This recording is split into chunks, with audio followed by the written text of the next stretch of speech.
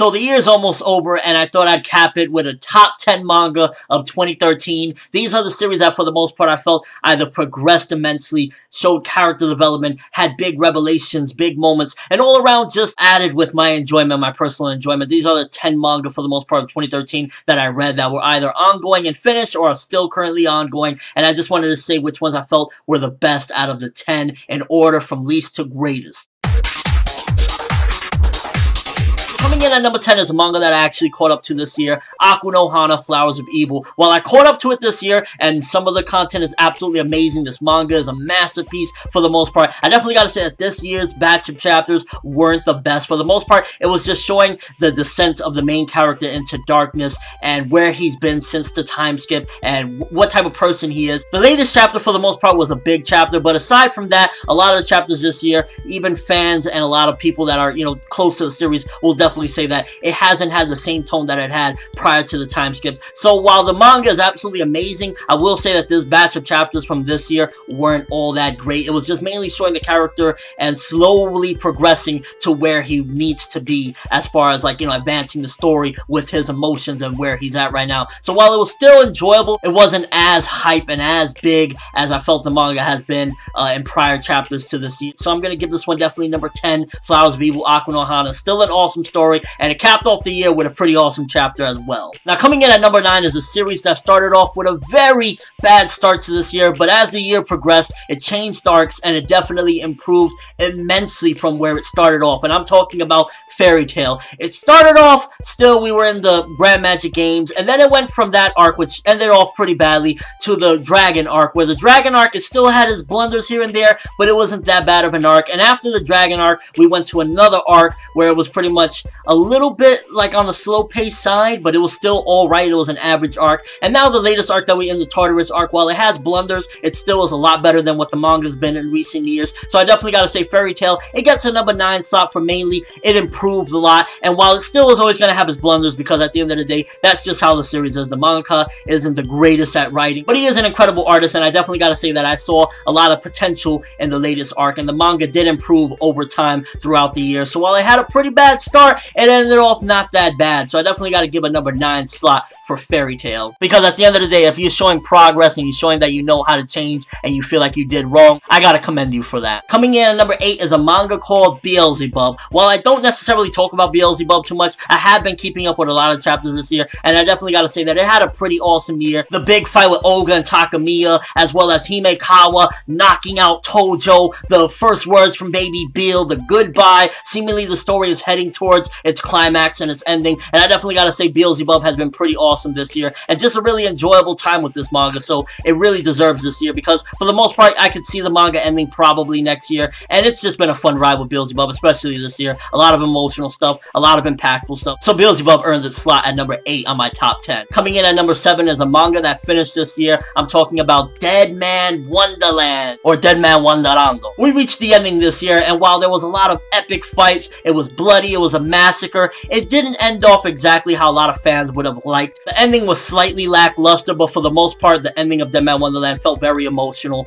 and it just really gave a decent amount of closure for certain characters. And overall, just getting to the end of Dead Man Wonderland after following this for years, it just was an enjoyable ride. So I definitely got to give Dead Man Wonderland a final slot, because this manga, I followed it for years, and this final year, it wrapped up the manga, and it didn't do a perfect job, but it definitely did a decent job, and I was just glad to finally see a closure to this story that, it's been a fun ride with it. It's been a really hectic ride, to say the least. Now, coming in at number 6, you know it, you love it, I love it, Naruto. Naruto started off the year very impactful. The revival of the 4 Hokages and the reunion of Naruto, Sasuke, and Sakura. But I feel as though as the year progressed, what stopped it from being, top 3, one of the best manga this year, was mainly the stuff that happened with Obito and Naruto. The fight definitely slowed down, and we had about 3 or 4 months straight of non-stop this fight where it kind of felt very slow-paced, and a lot of the whining from Obito. And while I still enjoy the manga for the most part, I definitely gotta say, it could have been so much better if it used the potential that it started off with, because it was incredible when it started off this year. The 4 Hokage being revived, Sasuke finally showing his resolve, the reunion between Naruto, Sasuke, and Sakura, everything was going smooth.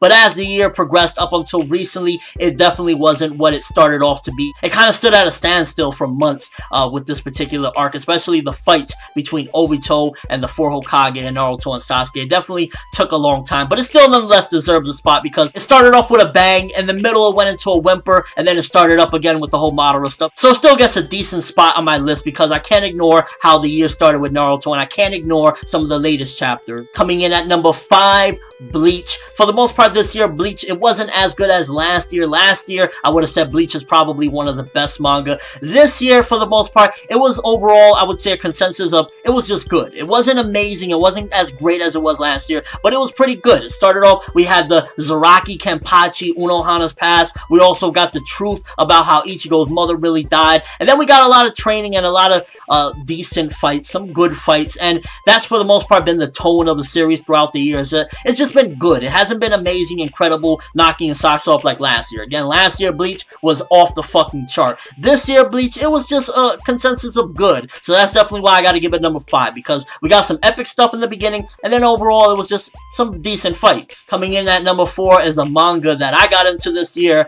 and that's the Natsu no Taizai, aka the 7 Deadly Sins. Nearly the entirety of this manga was created within this year, because there are currently 59 chapters, so for the most part, aside from maybe like 6 or 7 chapters, nearly everything in this manga was created this year, and I gotta say, for 1 year of Nanatsu no Taizai, this manga went absolutely incredible. We had revelations of characters, we got attached to characters, we just got so much massive build-up, and again, for almost all of its story being contained and written within 1 year, it is marvelous, and the story just keeps on getting better and better, and like I said, as the list goes up, things just got better, and Nanatsu no Taizai absolutely, without a shadow of a doubt, deserves to be in the top 5 at number 4. I mean, Meliodas, all the characters, Ban, King, all within this year. Crazy shit. 3 left. Coming in at number 3, another manga that I caught up to this year, although I was reading it since last year, and I was watching it since last year, the anime, Maggie, The Labyrinth of Magic, or just simply Maggie.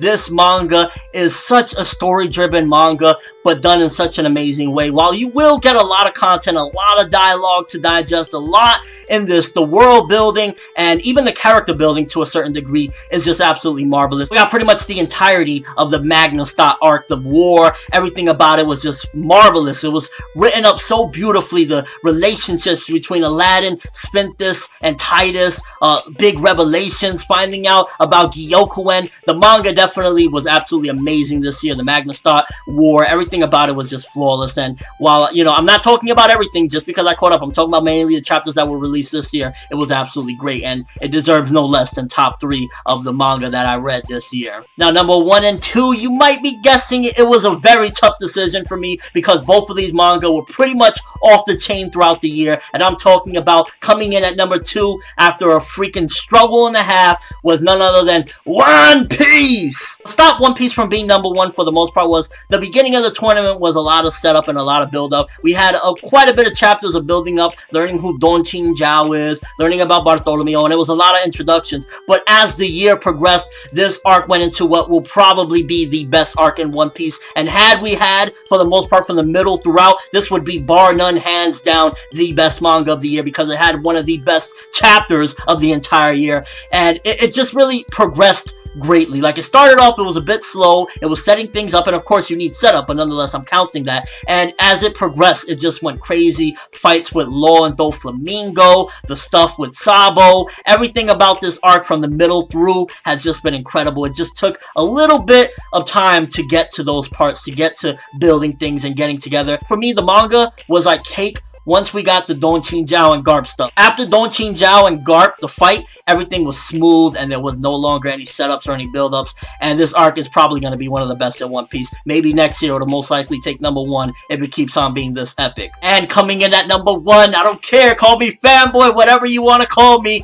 Shingeki no Kyojin, Attack on Titan. They are the prey and we are the hunters. This year, counting back, we got the stuff about Ymir, we got the revelation on who's the Colossus Titan, who's the Armor Titan. We got the death of Hans. We got so much Attack on Titan greatness. This year is probably one of the best years for Attack on Titan as a whole in the manga, because the last 10 chapters have been absolutely marvelous, or 11 chapters for the most part. It's just been rock crazy, revelation after revelation, progression, just going crazy. The 8th Titan, everything about it this year, this manga has just been off the chain, going back from around, I believe it started roughly in the early 40s to where we're at right now, and it has just been marvelous, and it's a breakout hit. The anime made it even bigger and better. Hajime increased the art quality as well this year. The art definitely went up this year, and overall the story has just been revelation after revelations. Not scared to kill off a character, killing them off like nothing. Ymir, Kalat, it was just a mind blowing. If you count the chapters of this year, Attack on Titan by far takes it from me, because almost nearly every chapter this year has been amazing, aside from, of course, like 1 or 2 at the end. For the most part, it has just been marvelous, and I gotta give it to Attack on Titan #1, because this is my list of not only enjoyment, but also just overall the total package, and I think Attack on Titan took it from me for 2013. But that's my list of the top 10 manga of 2013. What is your list? Any manga that I didn't think of? Maybe manga that you think were better than all these? Maybe you think something on my list should be changed around? Let me know. Again, it is my list, my opinion. You guys can have yours, and I would love to hear them. Let me know what you think. Your list. What do you think about my list? But that's all I have for this one. Thanks for watching. Hope you enjoyed. Thumbs up for all these manga, because regardless of what, they brought enjoyment and entertainment to our lives, and that's the biggest thing about it, because we read this for the most part for entertainment. I'm ForneverWorld, and as always, people, have an awesome day.